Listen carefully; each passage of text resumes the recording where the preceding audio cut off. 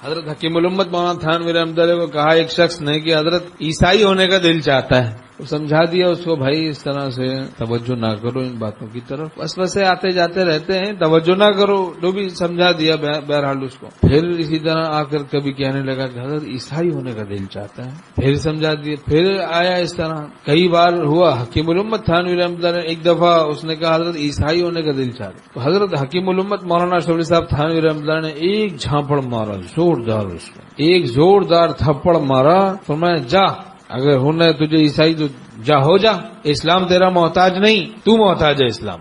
وہ دن ہے اس کا وسوسہ ختم ہو گیا. کہا کہ اب وسوسہ ہی نہیں آتا، ایک جھانپڑ سے ہدایت ہو گئی. بعضوں کو وہم ہو جاتا ہے، وہم. حکیم الامت تھانوی رحمۃ اللہ فرماتے ایک دفعہ طالب علم کو وہم ہو گیا کہ میرا سر نہیں ہے، سر نہیں ہے میرا.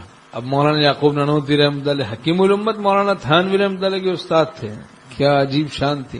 حضرت حاجی امداد اللہ مہاجر مکی رحمۃ اللہ سے بیعت تھے، تو انہوں نے اس طالب علم کو پکڑا اور سر پہ اس کے خوب جوتے لگائے.